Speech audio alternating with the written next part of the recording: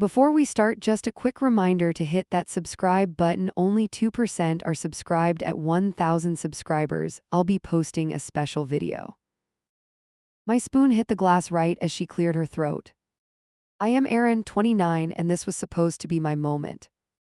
The room quieted, and every eye landed on my stupid, shaking hands. I opened my mouth before my courage decided to run away. We had kept this secret so tight it felt like contraband. I raised my glass, trying to keep my voice from wobbling. I said I had news and watched my mom clutch her chest. My husband squeezed my knee under the table, ready to jolt me if I shorted out. I took a breath that felt too big for my ribs. I heard myself say the words "I am pregnant" like someone else spoke. For a second there was nothing, just stunned faces and my own pulse roaring. Then everybody surged at once, and the sound hit like a bad wave. My mom reached me first and crushed my face into her shoulder. My dad shouted something about being the happiest man alive tonight. My brother thumped my husband on the back like they scored a promotion. Through all that noise, she watched me with that little tilted smile. My sister-in-law did not move toward me, she just lifted her glass. Her eyes flicked to my husband and then back to me. That tiny pause set off every alarm I did not know I had. She tapped the rim with her fork twice, sharper than I had. "Hang on, I have something too." Her voice sliced through the laughter. People quieted in patches while I still hugged my mom awkwardly.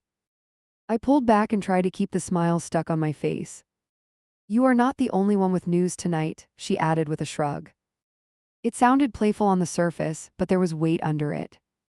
I felt my chest tighten like someone grabbed the air and twisted. Everyone turned to her, while I still stood there holding an empty glass. "I am pregnant too." She let it land and the room erupted again. My mom screamed like she won the lottery and threw her arms wide. My dad yelled about double blessings and started talking baby nicknames already. My brother laughed into his drink and said this family did not do moderation. My husband squeezed my hand again, but I barely felt it this time. He leaned in and whispered that this was amazing and wild. Amazing was not the word circling my brain, hijacked was closer. I kept nodding and clinking glasses because that was what a good sister does. She launched straight into details that sounded ready, rehearsed, and polished. She talked about how she just found out and almost fainted at work. She joked that her baby might sneak out before mine and steal first place. Everybody roared at that line, while my face kept stretching into something painful. Someone asked when she was due, and she answered faster than I had. She made a big show of patting her flat stomach and winking at my parents. My mom kept repeating that she could not believe this was happening twice. I stood beside my chair and felt the ground tilt just slightly under me. After dessert, I walked plates to the sink just to breathe alone. She followed with a stack balanced on one hip and that same smile. "You are not mad I said something too, right?" Her tone sounded light, but her eyes checked my reaction like a mirror. I told her of course not, and reached for another plate to scrub. My voice came out high and cheerful and absolutely fake to my own ears. She laughed and said something about us being pregnant twins now, like a cute brand. I laughed back and felt something sour climb up my throat and settle there. On the drive home, my husband ranted happily about future holidays and tiny matching outfits. I nodded along and stared out the window and counted my breaths. He asked if I was okay, and I said just tired from all the excitement. Tired was not it, something colder sat heavy in my chest that I did not want to name. Later that night, I stood in the bathroom and watched my reflection. My belly looked the same as always and somehow smaller after her performance. I ran through the whole evening again and again until something snagged, then slipped out of reach. That was when the phrase "planted a baby inside herself" slid into my head and refused to leave. Back then I called it jealousy and tried to swallow it, now I know it was the first crack. Her text came in before my alarm even buzzed. My screen lit up with our family thread already on fire. Photos, reaction emojis, little lines of excitement piled over each other fast. I had not even sat up yet, and I was already behind.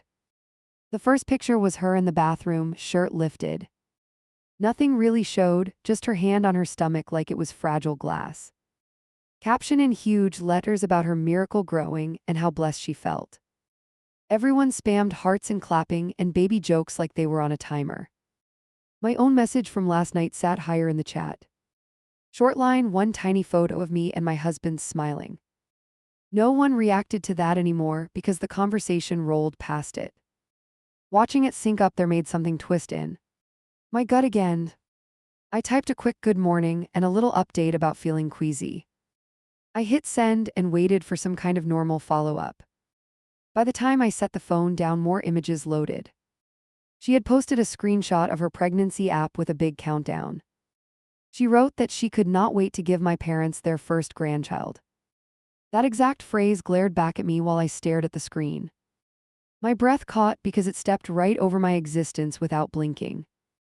I actually checked the chat name to make sure it was real.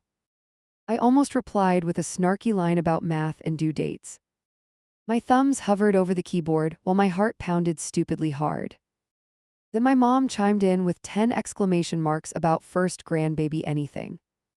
Whatever I was about to send died before I could hit the button. At work, my phone kept pulsing on the corner of my desk. I tried to focus on emails, but my attention stuck to that box. Every few minutes, more posts from her popped up in the corner. Nursery color inspiration, baby name polls, jokes about her craving schedule. By lunch, my stomach flipped for reasons that had nothing to do with food. I grabbed my fork and finally opened the thread again with shaking fingers. She had already asked my parents if they preferred to be called Nana or something else. They answered her in long messages that skipped right over me again. My phone started ringing right as I stabbed a piece of chicken. Her name filled the screen with a cutesy contact photo she picked herself. I watched it blink for 2 rings, then forced myself to swipe. If I ignored her, I knew I would hear about it later. I have been waiting for you to pick up all morning. Her voice burst through like we were in the middle of a joke already. I muttered that work was busy and tucked my hair behind my ear. She blew past that and launched right into how huge this all felt. She talked about every little twinge like it was a medical drama. How her back already hurt, how she almost threw up in traffic. She kept laughing and calling herself a warrior for powering through it. I chewed slowly and stared at the break room wall like it might answer. So when exactly are you due again? Her question dropped in between her own story like a formality. I told her my date, short and simple, because I knew it. There was a tiny pause, then her voice picked up brighter. Mine is a week before yours. She announced it like she had just won an invisible contest. She repeated the timeline twice, stretching those numbers until they filled the air. My fork stopped halfway to my mouth and stayed there. She started tossing out baby names like she was hosting a game show. 2 for girls, 2 for boys, 1 gender-neutral wildcard. Every option came with an explanation and a little laugh attached. She asked which one sounded more special to me and barely waited. I tried to slide our child into the conversation like a test. Mentioned a name my husband and I had liked late last night. She gasped and squealed about how adorable it was and how perfect. Then she added it to her own list without even taking a breath. I just feel like we are doing this together now. Her words came out sweet and sticky and wrapped around my throat. We can coordinate everything, showers, nurseries, holidays, it will be iconic. That last word rattled something deep in me that I did not want to touch. Someone from my team walked into the room and glanced at my phone. I turned away and mumbled that I had to go back to work. She pouted into the speaker and begged for 5 more minutes of chat. I hung up anyway and instantly felt like the villain in some invisible script. The rest of the afternoon crawled while my brain replayed that call. I kept checking our thread like maybe it would calm down by itself. Instead, there were more of her updates stacked in a row like ads. Appointments she planned, nursery themes, jokes about my parents moving in with her. My own responses shrank to tiny acknowledgments because I ran out of energy. Little emojis and short lines that could not compete with her volume. It started to feel like I was a guest star in my own storyline.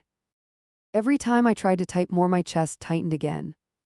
At home, my husband walked in humming, still writing last night's high. He dropped his keys and asked if I saw all the messages. He thought it was hilarious and wild that everything happened at once. I watched him laugh and tried to keep my expression from cracking. Does any of this bother you? The question slipped out before I could put a lid on it. He froze for a second, then shrugged like it was a math problem.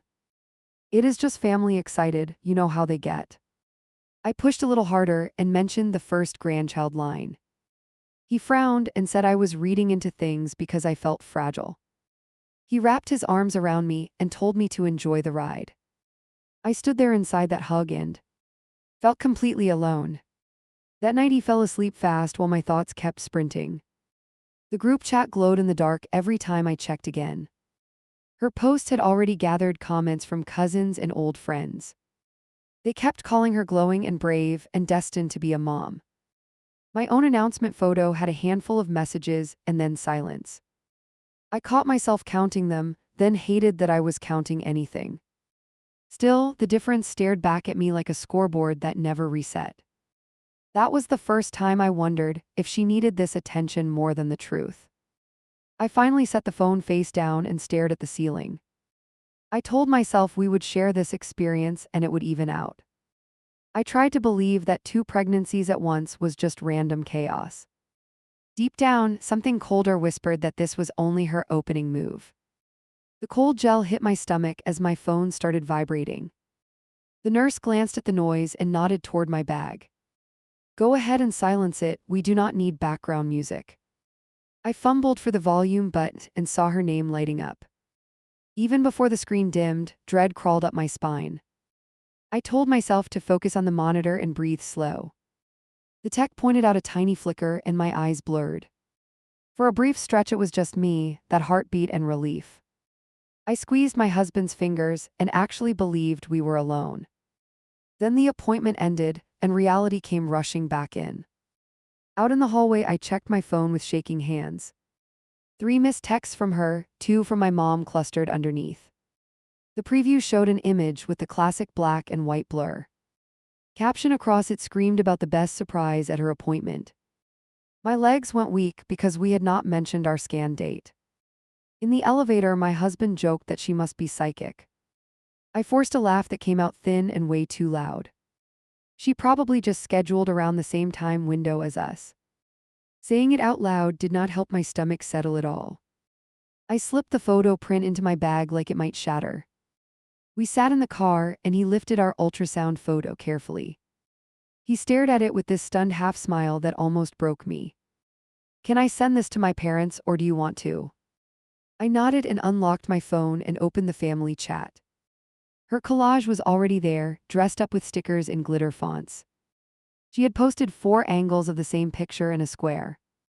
One zoomed in on the measurement line, another circled the little blob. Our little peanut looks perfect, heartbeat strong, I am crying nonstop. Her words filled the screen, surrounded by hearts from every direction. My hand froze before I could even hit the attachment button. My mom had replied in a long message about how proud she felt. My dad had sent some overexcited joke about needing a bigger car. Other relatives chimed in with comments about how adorable everything looked. By the time I shared our single image, the room in there felt full. I watched my own message slide under hers and vanish in the noise. Hey, you posted it right. My husband leaned over and glanced at my phone. Yeah, look, yours is right under hers. I tried to sound normal as I pointed at the screen. He smiled and said double joy again, and my throat tightened. That night she called while I was half lying on the couch. I almost ignored it again, then guilt pushed my thumb across answer. We did our first scan too, can you believe the timing? She laughed like the universe had pulled a charming little prank just for her. I chewed my lip until I tasted metal. How did you end up going today, by the way? I kept my tone light, like I was just curious about scheduling. Oh, I just moved some things around, no big story there. She drifted right back into talking about her printouts and measurements. The question mark hung between us and never got answered properly. Over the next week, I started noticing how often she mirrored me. I mentioned in passing that we were leaning toward a simple nursery style. Nothing detailed, just that I wanted calm walls and clean furniture lines. 2 days later, she posted a whole mood board in the chat. Same overall look, same crib model, plus an extra accent wall for flair. Look, we are totally on the same wavelength. Her message bounced under the collage with 100 little sparkles. My mom replied that it was adorable how synced we seemed already. I stared at the crib she picked, the one I had bookmarked last night. It felt like she had reached into my brain and grabbed it first. The registry stuff started as a mild annoyance and turned into a pattern. A friend helped me build a list on a shopping app one evening. We chose a few practical things, nothing rare or fancy at all. The next day, my sister-in-law dropped her registry link in our thread. Scrolling, it felt like looking at my own list plus 10 extra bonus items. See? Had the exact stroller model, the specific baby carrier, the same bottles. Then she added the upgraded versions I had decided were too expensive. When I pointed it out to my husband, he just chuckled. She probably asked around and got the same advice, calm down. Easy for him to say, nobody was copying his choices piece by piece. We met up once to look at baby things in person after that. I thought maybe seeing her face would make me feel less paranoid. In the store, I reached toward a basic white onesie with tiny snaps. Her hand swooped in from the side and she threw 3 into her basket. These are perfect, I was just about to grab them too. I switched aisles and pretended I was totally fine with that. She followed close, chatting about themes and shower games and centerpieces. Every time I lingered on an item, she scooped it up within seconds. Great minds run alike, she kept repeating like a personal slogan. By the end of that trip, my cart was almost empty on purpose. On the drive home from that outing, I could not keep it in. I told my husband it felt like she wanted to copy-paste my entire pregnancy. Not just share milestones, but edge slightly ahead on every visible detail. He drummed his fingers on the steering wheel while he thought. She admires you, he finally decided, like that solved everything. Admiration does not need a carbon copy, I muttered under my breath. He heard it and glanced over with a small warning look. We are all stressed, try not to turn this into a rivalry. That word hit me wrong because I did not start any race here. Still, I shut my mouth and stared out at the passing traffic. Online, it kept building in ways that were hard to explain to anyone. If I hinted on my private page about picking a name style, she posted a poll. Her poll went up within an hour, asking the exact same question publicly. People gushed over how thoughtful she was for including everyone in the process. I watched from my smaller feed and felt my baby shrink to the background again. I tried an experiment once because I needed to know if I was losing it. In our private cousin chat, I mentioned considering a specific middle name. I did not post it anywhere else, I did not tell my parents. The next afternoon, she dropped a post calling that name her top new contender. Fell in love with this last night, she wrote like it arrived in a dream. That night I lay awake and replayed every copied step. Scan day, nursery plans, registry pics, even throwaway jokes about snacks. Every time I showed my hand, she came out with a bigger version. I kept telling myself I was being petty, jealous, hormonal, all of it. Still, one simple fact would not stop nagging me in the dark. Her pregnancy kept landing just a little ahead of mine in every single story. Her baby always measured slightly bigger, her weeks always sounded further along. She boasted about hitting milestones days before I announced the same ones. Yet she had claimed to find out after us, in front of everyone. I did not know what was off yet, only that something did not line up. I opened my calendar with one hand while my other held my stomach. The bedroom was quiet except for my husband breathing on his side. The blue numbers on the screen looked innocent, they never are. I counted backward from her due date and felt my pulse jack up. Week by week, finger sliding, I traced when she claimed it started. The app spat out a range that landed right on a holiday weekend. My brain jumped straight to that barbecue and would not let go. By the time I reached the top of the month, my heart was hammering. I flipped to my own pregnancy tracker and checked my timeline again. My date matched every appointment, every measurement, every actual visit. Hers had been tossed into the chat with a cute caption in glitter. The more I stared at those digits, the more they blurred and crawled. I closed the calendar and opened my photo gallery instead. Scrolled until I hit the day of that barbecue without really breathing. Every picture had her somewhere in the background holding a drink. On two of them, she was actually lifting a bottle straight to her mouth. I zoomed in on one where she had her arm wrapped around my brother. Her cheeks were flushed, her eyes glassy, her smile a little crooked. Someone had posted a comment that night about her keeping up with the guys. The timestamp on that picture mocked me from the corner of the screen. If her timeline was true, she would have been pregnant that day. Not just maybe, solidly in the window, she bragged about every chance. I lay there doing shaky math in my head like some unhinged accountant. Every version ended with the same answer and a heavier weight on my chest. Go to sleep, my husband mumbled, not even fully awake. He rolled closer and threw an arm across my waist automatically. I locked my screen and let the phone drop onto the mattress. My eyes stayed open in the dark. How my brain ran circles. I tried to talk myself down like a reasonable person. People drink before they know, accidents happen, not everyone keeps track. I told myself I was acting like a detective in a soap opera. Still, that due date circled in my mind like it was written in red ink. By the time morning came, I had made a tiny private plan. Not a dramatic showdown, not yet, just little checks for my own sanity. I would ask neutral questions and see how her answers lined up. If I was making this up, the facts would calm me down. The first test came earlier than I expected. My mom texted a cheerful reminder about brunch at my parents' place. Apparently, my brother and his wife were already on their way over.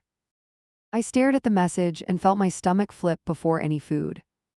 When we walked in, she was already planted at the table. One hand rubbed her midsection in slow circles while she talked. She launched straight into a story about almost fainting while shopping. My mom hovered near her elbow like a personal assistant on call. We are both hitting 12 weeks soon, right? The question came out casual as I lowered myself into a chair. She hesitated for a hair of a second, then pasted on a wide grin. Oh, I am actually a bit further now, almost 14. My brain snagged on that new number like a hook. Already 14, I repeated, letting my eyebrows climb just slightly. Yeah, the app updated after my last appointment. I guess I miscalculated. She took a sip of orange juice and avoided looking directly at me. I felt my husband bump my leg under the table like a warning. I dug my nails into my own knee to stop myself from pushing. My dad started talking about baby shower dates and everyone drifted that way. On the surface it flowed, underneath my thoughts scratched and clawed. When she went to the bathroom later, I followed a minute after. Not right away, just enough time to pretend I needed to fix my hair. In the hallway I passed their coats tossed over a chair. Her purse hung open on top of the pile like a mouth. On the vanity, I noticed a sample pack of prenatal vitamins. The foil looked untouched, smooth, no tablets pushed through yet. She had been bragging in the chat about her supplements for weeks. The foil strip sitting there untouched hit me harder than I wanted. She came out just as I was turning toward the sink. Sorry, pregnancy bladder, I live in here now. She laughed and adjusted her shirt over her stomach again. I forced a half smile and nodded while my mind screamed louder. Back at the table, my mom launched into another round of questions. How often are your checkups now? Do they see you monthly? I took a careful sip of water and waited for the answer. Every 4 weeks, my sister-in-law replied, picking at her napkin. Something about her tone sounded rehearsed, like she was quoting a brochure. I watched my brother's face instead of hers that time. He nodded along, but his eyes had this tiny, uncertain flicker. It registered and vanished so fast I might have imagined it. On the drive home, my husband reached for my hand on the console. You were quiet today, he noted, glancing sideways at me. Counting weeks in my head, I answered, trying to keep it light. His fingers tightened for a second like he knew where I was going. You need to stop doing that, he said, not unkind but firm. Doing what? Turning everything into evidence. This is supposed to be happy. That word made my throat burn because I knew I was wrecking it.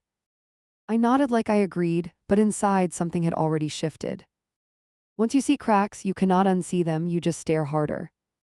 I promised myself I would drop it if the next thing looked normal. I was lying to myself, but I needed that lie to get through the week. The next thing came through as a photo in our text chain. Another ultrasound from her, this time with little annotations written on it. She had drawn hearts and circles around the same generic blur. Underneath, she wrote that the doctor was thrilled with progress and size. I zoomed in, then zoomed in again. My own ultrasound print had my full name, date, and hospital along the top. Hers had nothing, just the machine readout along the right side. No identifier, no clinic name, just numbers and grainy shapes. Maybe different machines, different setups, my husband muttered when I showed him. He brushed it off and went back to his video like it was boring. I understood why he did that. If he looked closer, he was in it too. If she was lying, we were all holding up her story without knowing. That night when he went to shower, I opened the group text again.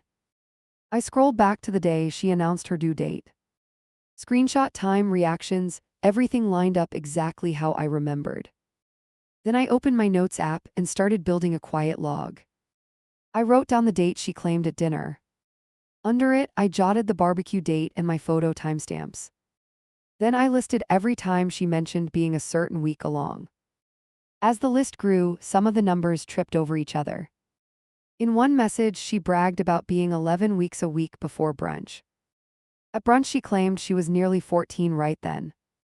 Somehow time had jumped faster for her than it had for the rest of us. Seeing the inconsistency typed out made my skin crawl.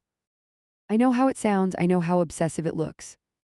Sitting there logging someone else's pregnancy details like a detective with a board. I did not want to be that person, I really didn't. But I could not shake the feeling that no one else would notice if I dropped it. The final straw for that month came during a call with my mom. She was buzzing about touring hospitals with my sister-in-law soon. They already picked a place, it sounds wonderful, she gushed. I pressed the phone tighter against my ear until it hurt. Which hospital did she choose? My voice came out too fast and my mom actually laughed. One on the east side, some women's center, the name is long. She mispronounced it and I knew my mom had not written it down. I texted my brother with a casual question later that evening. Where are you guys delivering? We are still deciding. He sent back a name that sounded fancy and very specific.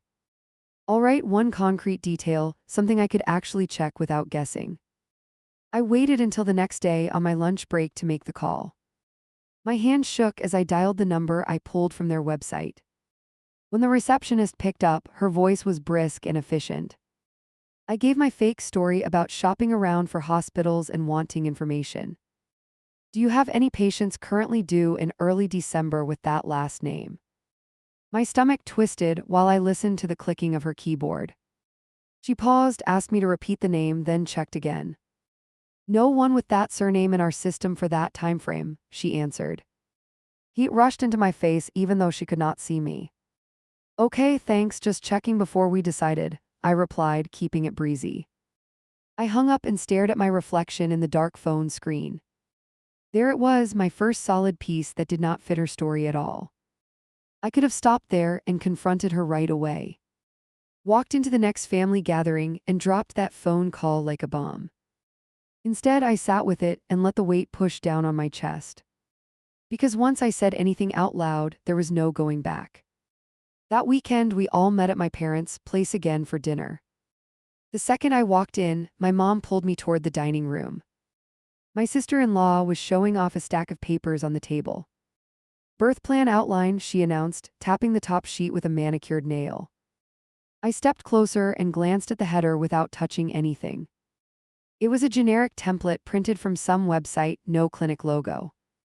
She talked about wanting a water birth and dim lights and soft music. My brother looked exhausted but nodded in all the right spots. Did you tour the hospital already? I asked, keeping my tone mild. Last week, she answered quickly, reaching for her glass. They are so supportive of everything I want, it was perfect. The lie, if it was one, rolled off her tongue without a crack.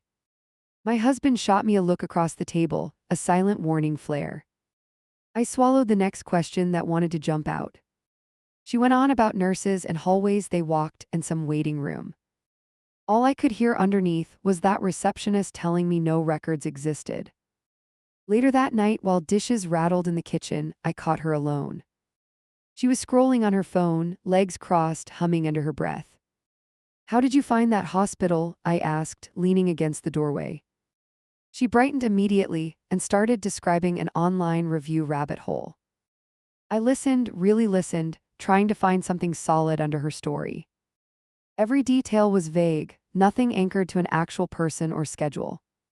"When is your next appointment there?" I cut in when she paused. She blinked once, glanced at my mom, then brushed it off as still scheduling. "I have to coordinate with work, you know how it is." Her fingers tightened around her phone while she laughed. "We have options, that is the beauty of it, nothing locked in yet." My mom nodded like that made complete sense and moved the topic along. That was the moment I realized how easy it would be for her. If no one wanted to look closely, she could float the story forever. She threw out just enough medical language to sound credible and brave. Everyone else filled in the rest because they wanted a happy narrative. Driving home that night felt heavier than any appointment I had attended. My husband kept both hands on the wheel like the road required full focus. Finally, he exhaled and broke the silence that sat between us. "You called the hospital, didn't you?" I stared. At him, then at the passing streetlights. "Yes." His jaw clenched, the muscle twitching once. "And they have never heard of her," he finished for me. I nodded and pressed my forehead against the cool glass. He drummed his thumbs against the steering wheel, thinking hard. "Look, this is bad if it is true, but you cannot just accuse her." I knew that. I knew any direct attack would rip the family open. "So what am I supposed to do?" I asked, voice low. "Wait until our baby is here, focus on that, let her deal with her own mess." He sounded tired and scared and very done with all of it.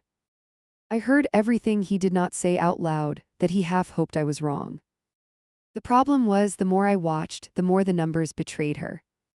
The weeks jumped, the due date stayed the same, the details stayed foggy. Her stories shifted depending on who asked and when they asked it. By then I was not hunting for proof anymore, it kept landing in my lap. Looking back now, this is where I stopped assuming the best. Before this stretch, I kept telling myself she was just dramatic and careless. Here, with calendars and calls and sealed vitamins and phantom appointments, that story collapsed. After this, every new claim she made stopped feeling like happy news and started sounding like another brick in something very ugly. I printed the screenshots before I lost my nerve. The little stack came out warm and I almost yanked them early. Texts, photos, her posts, my notes about dates lined up in rows. I slid everything into a plain envelope and tucked it in my purse. My hands shook hard enough that I had to sit down. My husband watched from the doorway, arms folded across his chest. "So you are really doing this?" he asked, not sarcastic, just tired. I stared at the envelope like it might explode on its own. "If I do nothing, she keeps steamrolling and everyone claps," I answered. Saying it bluntly made my stomach roll, but also anchored me. He stepped closer and rested his fingers on my shoulder for a moment. "You know they might not believe you, even with proof." I knew that, and it still felt like the only road left. "I am not trying to win a trial," I whispered. "I just want to stop feeling like I am crazy." We invited everyone over for Sunday dinner with a cheerful group text. I typed the message 3 times before I hit send. I kept it neutral, no hint of what I was planning underneath. My mom responded with a bunch of exclamation marks and heart emojis. My brother replied with a thumbs up from her phone, which annoyed me. All morning, I moved through the kitchen like I was on autopilot. Chopping, stirring, setting the table, counting plates out loud under my breath. Every clink sounded too loud in my own head. My husband kept checking on me with these worried little glances. I kept saying I was fine because if I admitted anything, he might stop me. Before they arrived, I went to the bedroom and opened my purse again. I checked the envelope, then checked it a second time. The pages inside felt heavier than they should, like they carried something toxic. I almost pulled them out and ripped the whole pile in half. Instead, I shoved the bag under my chair at the table where I could reach it. The doorbell rang and my heart tried to jump out of my chest. My parents walked in first, arms full, voices loud, normal. My mom hugged me gently, cautious of my belly, but her eyes were bright. She started talking about baby blankets before her coat was even off. My dad kissed my forehead and immediately asked what smelled good, of course.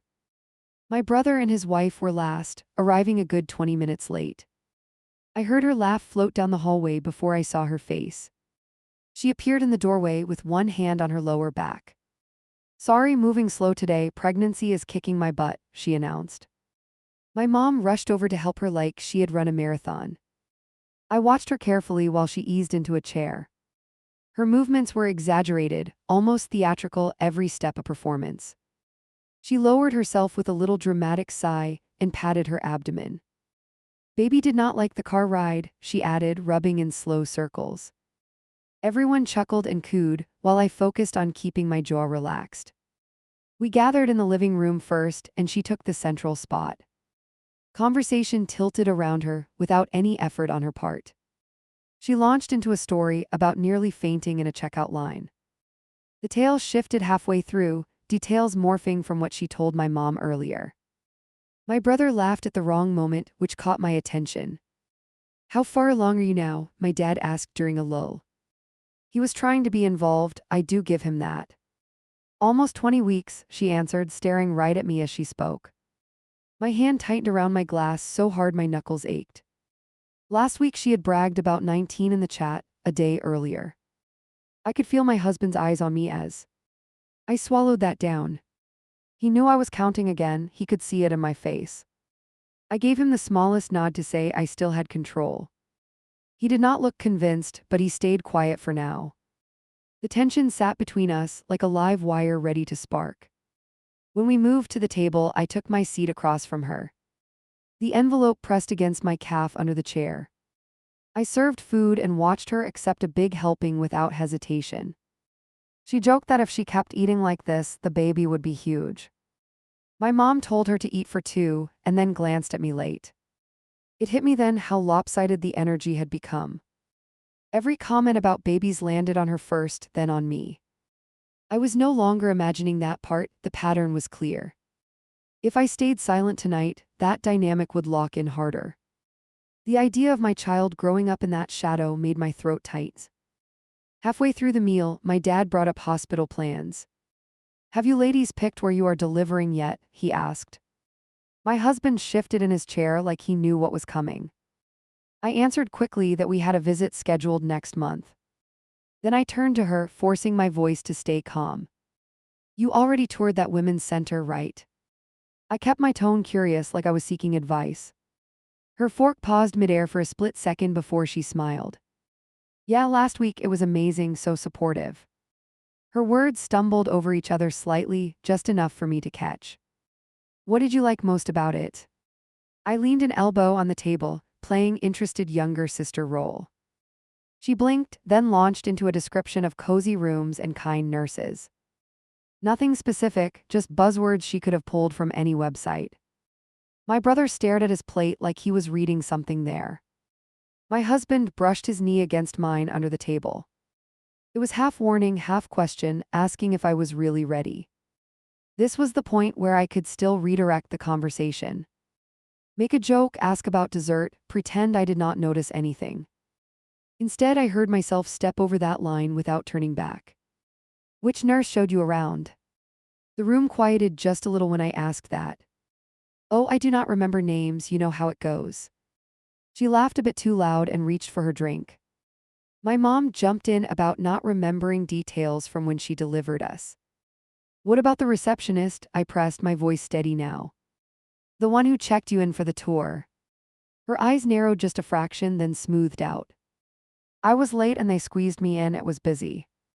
She shrugged like the conversation bored her already.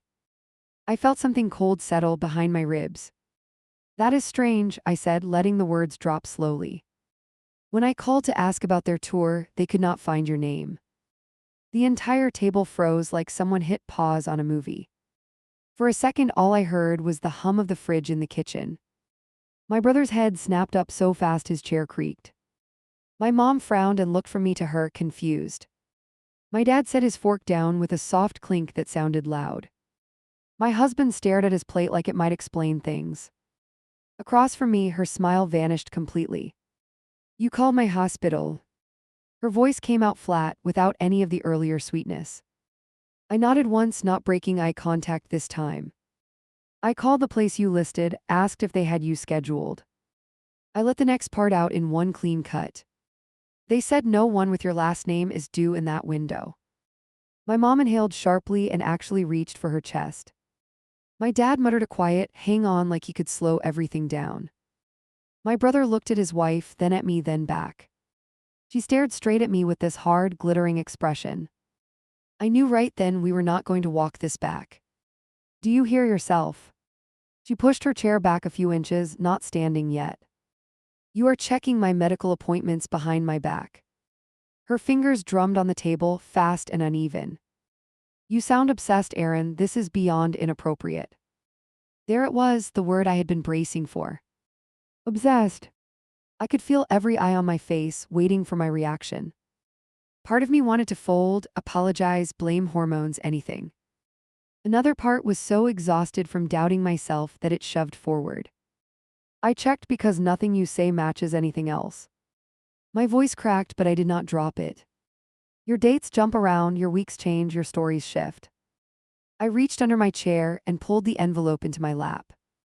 My husband watched that movement and closed his eyes for a second. What is that? My brother asked, his voice lower than usual. I opened the flap and slid the papers onto the table. Screenshots of her posts, the app images, my notes along the margins. I spread them out between our plates, hands steady now. We are going to walk through this because I am done feeling insane. My mom reached for one page, her fingers trembling slightly. It was a capture of the group text where she claimed a certain week. Next to it, another post from the same day on her social media. Different week count, same due date, both highlighted in yellow. My mom's eyes darted between them while her mouth opened and closed. This proves nothing, my sister-in-law snapped, pushing a page away. I miscalculated early on, lots of women do. I pointed to the handwritten dates beneath the printouts. Then explain how your week count jumped by 3 in 7 days. I knew I sounded like a lawyer, and I hated how right it felt. My brother pulled one of the sheets closer, fighting a small tremor. The angle gave him a full view of that barbecue photo. Her with the drink in her hand, caption about going hard that night. Underneath, the calculation showing how far along she claimed to be. His jaw tightened as he added those numbers together in real time. You were already pregnant then, according to this. He looked directly at her for the first time all evening. You told me you were cutting back while you tried. She flushed, a dark blotch climbing up her neck. It was one night I did not even feel tipsy. My dad held up both hands like he could physically stop the conversation. Maybe we should slow down and talk about this calmly. His voice shook just enough to give him away. My mom kept flipping the pages, looking more lost by the second. My husband stared at the timeline with a sick sort of focus. You have been tracking me like I am some criminal. Her voice rose, sharper now, almost shrill. You called my hospital, you dragged my posts into a spreadsheet. She pointed a shaking finger at my belly without touching me. You are angry that our pregnancies overlapped, and you are trying to punish me. That accusation hit harder than I expected, because some part of it stung. I was angry, I was hurt, and yes, jealousy sat in there too. But it had not started that way, it had started with numbers that refused to behave. If this was just about attention, I would have stayed quiet and sulked. I met her gaze again, forcing myself not to flinch away. This is about you lying to everyone while carrying nothing. The room seemed to tilt the second I said that last word. Even I heard how brutal it sounded as it left my mouth. My mom gasped and covered her lips with her hand. My husband whispered my name under his breath, more warning than comfort. What did you just say? Her voice dropped lower, almost a growl. You do not get to decide what is in my body. Her chair scraped as she stood up, hands braced on the table. For a second I thought she might actually throw something at me.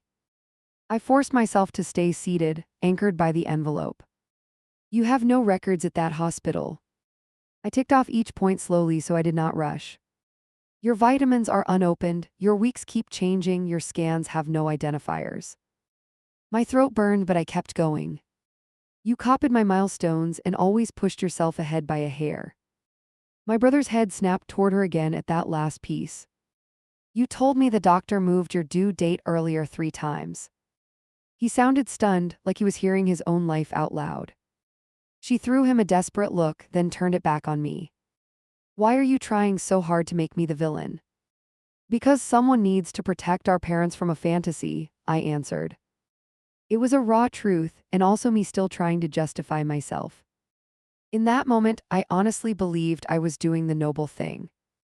There is a special kind of arrogance in thinking you are the only adult in the room. I did not see that part clearly until much later. My mom finally found her voice and directed it at me. Even if something is off, this is cruel, Aaron. Tears filled her eyes as she scanned the scattered pages. You could have pulled her aside, you did not need an ambush. Hearing my own mother use that word made my chest ache. My dad turned to my brother instead, searching for a foothold. Did you know anything about this, any of it? My brother stared at his hands for a long second before answering. I thought some details were off, but I did not dig, he admitted. His shoulders sagged like someone had just taken the air out of him. My husband finally spoke up after staying quiet too long. I told her not to bring this to dinner, he said softly. He was not throwing me completely under the bus, more like easing me down. I wanted to wait until after the babies were here. That little plural landed wrong in the middle of the chaos. There is only one baby here right now, I said. The silence after that sentence felt like a physical thing in the room. My sister-in-law stared at me like she did not recognize my face. Then her expression crumpled and twisted all at once. When she spoke again, her tone had lost all the bravado. I was pregnant. G-force. D the words out one by one like they hurt. I was before you, it was real, it was there. Her eyes filled and spilled over in the same second. My brother's head snapped up again, confusion turning to something darker. You never told me that. His voice sounded sharp enough to cut through steel. She wrapped her arms around herself and rocked slightly on her feet. I lost it before I could say anything, it happened so fast. She choked on the last word and wiped at her cheeks angrily. My mom stood up and moved toward her like drawn by instinct. She put an arm around her shoulders, murmuring empty comforts. It hit me then that my evidence had opened something I had not known about. There had been a real pregnancy in the past, somewhere off stage. My victory, if you could even call it that, started to taste foul. I could not compete with you after that, she blurted out. You got your perfect timing, your perfect support, your careful tracking. She gestured wildly at my belly, then at the papers on the table. I needed them to look at me too, just once like that. Her voice cracked into a sob that made my dad close his eyes. So you pretended, my brother asked, disbelief thick in every syllable. You made up appointments, scans, everything. She nodded once, then shook her head, then nodded again. I told myself I would be pregnant again soon, that it would sink. She pressed her palms into her eyes until her knuckles went white. There it was, the rotten core I had been circling for weeks. I had been right about the lie, but wrong about its shape. This was not some cartoon villain trying to steal my entire life. This was a desperate woman building a fake scaffold around a loss. At that table, though, all I could feel was rage and a weird hollow pity. You still hijacked every moment I had, I said quietly. No matter how much you hurt, you stepped on my news. I gestured toward the stack of proof no one wanted to touch anymore. You watched me struggle to be heard and kept going. My voice wobbled, but I did not wipe my own tears. She looked at me with something like hatred and shame mixed together. I felt invisible, she whispered, like that explained it fully. You have no idea what that feels like in this family. That part slammed into me because there was truth buried in it. We both knew who my parents doted on most, even before pregnancies. My mom turned sharply at that comment, offended and wounded. We love all of you, do not say things like that. Her denial sounded weak even to her own ears. My dad rubbed his temples like he was trying to massage sanity back in. No one at that table walked away innocent from this conversation. My brother pushed back from the table without another word. The legs screeched against the floor and made my skin prickle. He grabbed his keys and stepped away from his wife's reaching hand. "I need air," he muttered, voice rough, and headed for the door. He left without taking his phone, which told me everything. My mom tightened her hold on my sister-in-law as she sobbed. My dad stared at me like he did not know where to place his anger. My husband sat frozen beside me, face pale and drawn. The pages on the table looked pathetic now, flimsy and cheap. I had swung them like a sword and sliced into something already torn. Looking back, this dinner was the point of no return. There was a world where I pulled her aside quietly, asked gently, waited. Instead, I chose the nuclear version in front of everyone I love. At the time, I honestly thought it was the only way to crack the spell. Now, when I replay it, I am not sure if I proved a lie or just exposed how ruthless I can be when I feel cornered. She was still crying when my dad told us to go. His voice came out rough, like he had swallowed sand. "Everyone needs space," he muttered, looking anywhere but at me. My mom held my sister-in-law like she might fall apart if she loosened her grip. My husband took my elbow and steered me toward the door. My legs felt heavy, like they did not belong to me anymore. Behind us, I heard my sister-in-law choke out another broken sound. I did not turn around because I knew I could not hold that gaze. The car door shut and the quiet hit hard. We sat in the driveway for a full minute without a word. I stared at our reflection in the windshield and saw strangers. He finally exhaled and leaned back like the seat might catch him. "Are you happy now?" The question landed without any softness, just tired judgment. I laughed once sharp because the answer was so obviously no. "Nothing about that felt good," I said, which was the only honest thing left. "You went too far at that table." His hands gripped the wheel like he needed something to anchor him. "You could have talked to her alone, you chose an audience." I stared at the house, where my parents were still inside with her. Alone she would keep spinning, nobody would believe me. I muttered. He shook his head and started the engine. "I am not defending her lies," he said, voice tight. "But you turned grief into a courtroom, it did not need that." My insides twisted because he was not wrong and I still felt cornered. Sometimes you can be right and still show up like a wrecking ball. The drive home felt longer than it actually was. Neither of us touched the radio, the silence had its own volume. Every bump in the road jostled my belly and snapped me back inside my body. I laid a hand over the baby and whispered that we were okay. When we walked into the house, my phone started buzzing. First came a short message from my mom, just my name with a period. Then another that said we needed to talk when things calmed down. No hearts this time, no exclamation marks, just tight little sentences. I ignored the calls that followed and headed straight for the bathroom. As soon as I shut the door, my legs buckled. I sat on the edge of the tub and let the sobs shake through me. Anger, shame, relief, all mixed until I could not separate them. My husband knocked once, then again, then stopped. He knew I needed to crash and rebuild before we could speak. I cried until my chest hurt and my throat burned. At one point, the baby shifted and kicked hard against my palm. That little push snapped me out of the spiral for a second. This person inside me did not ask for any of this drama. All they knew was the sound of my pulse and my voice. I wiped my face and promised them I would protect our peace better than this. The next morning, the group text was a graveyard. No jokes, no updates, just a silent thread sitting there. I watched the typing indicator pop up from my mom, then vanish. It felt like everyone hovered at the edge of a cliff. By midday, my mom called again, and this time I answered. Her voice sounded raw, like she had cried half the night. "We are all hurting," she started, skipping any greeting. "I need to understand what you were trying to do yesterday." I explained everything again, this time calmer, stripped of performance. The hospital call, the inconsistent dates, the sealed vitamins. I left out the pettier parts, the comparison stuff, because I knew how it sounded. I needed someone to say out loud that this was not real, I said. She went quiet long enough that I checked the screen. "I do not like being lied to either," she admitted eventually. "But she lost a baby, Aaron, and you ripped the bandage in front of everyone." Her voice shook on the word lost and guilt crawled up my neck.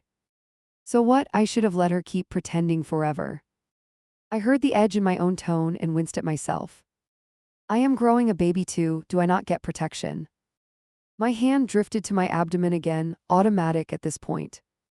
You both needed protection, my mom answered, soft but firm. From your own worst instincts, from each other, from all of this. She took a breath that sounded older than her. I am not choosing sides, but I am asking you to think about your timing. We hung up without any real resolution. No big apology from her, no full validation for me. Just two women on opposite ends of a phone, drowning in different guilt. That call set the tone for the next few weeks. My brother did not contact me at all. No texts, no missed calls, nothing. Every time my phone lit up, I hoped for his name. Every time it was someone else, usually my mom checking if I had eaten. My sister-in-law blocked me everywhere within 2 days. My messages never went through, my calls went straight to voicemail. She unfriended me from every social platform we had shared. It felt like watching a door slam in slow motion. I found out she was still talking through my mom though. Little bits slipped out during their calls that my mom could not hide. She told my mom I humiliated her on purpose and stole her chance to grieve. She said I was obsessed with being the main character and could not share light. Hearing that description hurt because some part of it rang a bit true. I had wanted to be the center for once, that was honest. But I also wanted the chaos to stop circling my pregnancy. Trying to untangle which motive led, which action made my head spin. One afternoon, my brother finally showed up at our place unannounced. My husband opened the door and stepped back, surprised. I walked in from the kitchen and almost dropped the glass in my hand. My brother looked like he had not slept properly in days. "Can we talk?" he asked, eyes fixed on me. We sat at the table, the same kind of table where everything exploded before. My husband hovered nearby, ready to jump in if things went south. My brother rested his forearms on the wood and stared at a water ring. "I did not know about the first pregnancy," he started quietly. "When she said that at dinner, it was the first time I heard it." He rubbed his face with both hands like he could scrub the memory away. I felt blindsided and stupid, like she had lived a whole life without telling me. I nodded and stayed silent, letting him choose the pace. "I also did not like the way you handled it," he added. He lifted his eyes to mine, and there was no softness there. "You made me find out about my wife in front of everyone." That part almost broke me, because he was absolutely right. "I am sorry for that," I said, words sticking on the way out. "Not for asking questions, but for the way you got dragged in." He watched me for a long moment, then gave a short, tired nod. "We started counseling this week," he said, staring at his hands again. "They recommended a full evaluation for her to see what is going on." He swallowed hard, his throat bobbing. "Apparently this is not as rare as I thought. People have these episodes." I thought he wanted comfort, but he pushed his chair back. "I am not here for you to gloat or for me to unload." He stood and shoved his hands into his pockets. "I just needed you to know that I am handling it, and I do not want more interventions from you." The door closing behind him felt final and shaky. My husband wrapped his arms around me from behind. "That went better than it could have," he murmured into my hair. I nodded, but my eyes burned because even the best case still hurt. As my due date crept closer, the family split solidified. My parents still came around, but everything felt careful and cautious. They always asked if I had heard from my brother before they asked about anything else. It was like my pregnancy became the side topic in my own living room. My mom tried one last time to patch things before the baby came. She floated the idea of a sit-down with my sister-in-law. "We can meet at our place, neutral ground," she suggested. I felt my chest tighten because nothing about that ground was neutral anymore. Is she ready to admit any part of what she did? I had to ask, otherwise I was walking into another ambush. My mom hesitated just long enough that I knew the answer. "She is ready to talk about her pain," she replied instead. I pictured myself waddling into my parents' house heavy and exhausted, facing a woman who still saw me as the executioner of her fantasy. My blood pressure spiked just imagining it, which my doctor had warned about. So I shook my head and chose my own kid over one more showdown. "You can tell her I wish her healing," I said slowly. and that I hope she finds real support, not this pretend baby armor. My voice wobbled on that last part, but I meant it. I cannot be the punching bag while I am trying to bring an actual person into the world. My mom sighed so deeply I heard years in it. Then it might be a while before you see each other again. There was no threat in her tone, just sad reality. I agreed and hung up, then cried into a dish towel because adulthood is glamorous like that. When labor finally started, everything else shut off. Pain has a way of turning drama into background noise. My husband counted breaths and reminded me that every wave had an end. In those hours there was no sister-in-law, no parents, no charts, only survival. Our baby arrived loud and furious and perfect. The first time they placed that tiny body on my chest, I broke open. Every fight, every group thread, every fake ultrasound, all of it blurred. There was just this little face and the terrifying weight of being somebody's entire world. My parents visited at the hospital and cried over the bassinet. My mom whispered apologies into my hair without full sentences. My dad held the baby and looked 10 years younger for a minute. No one mentioned my sister-in-law at all, which said everything. My brother did not come. He sent a short text 2 days later that said congratulations. No emoji, no extra words, just that. I stared at the message for a long time before answering with a simple thank you. Weeks passed in that newborn haze that eats time. Feedings, diapers, tiny socks, crying that shredded my nerves and my heart. In the few quiet pockets I had, my phone filled the silence. I scrolled more than I should have because sleep deprivation is a liar. One night during a 3 a.m. feeding, I stumbled onto her page. I was not blocked anymore, which surprised me. She had posted a long captioned photo from a support group meeting. The text said she was healing from reproductive trauma and betrayal by family. That word betrayal hit harder than any comment under mine could. Hundreds of supportive strangers had liked and commented, telling her she was brave and strong and deserving of better relatives. They only heard her side, of course they rallied around that version. I almost commented with the other half of the story. Finger hovered over the screen while the baby breathed against my arm. I imagined typing out the hospital call in the fake weeks. Then I pictured dragging this kid into a war that started before they took their first breath. Instead I closed the app and opened a blank note. I dumped everything I had been holding onto into that document. The math, the anger, the guilt, the ugly satisfaction, the regret that followed it. When I finished, the baby had fallen back asleep and my hands had stopped shaking. That note eventually turned into the post you are basically reading now. I tweaked details for privacy and left out names. I kept the petty bits in because pretending I am spotless would be another lie. If I am going to ask strangers on the internet to weigh in, they should see the whole mess. So here I am on my couch, baby monitor humming beside me. There is spit up on my shirt and laundry in the hallway. My kid is real and snoring gently in the next room. My sister-in-law's baby never existed outside her head, but her grief does. Half my family thinks I tore the mask off a dangerous pattern. The other half thinks I stabbed a drowning woman, then acted shocked when she bled.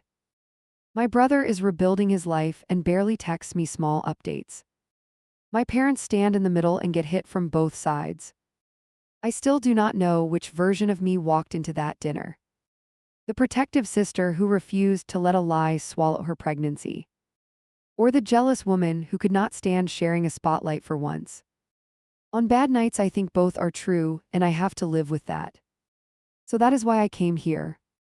Because I keep circling the same questions in my own head. Would a private conversation have changed anything, or just delayed the blow?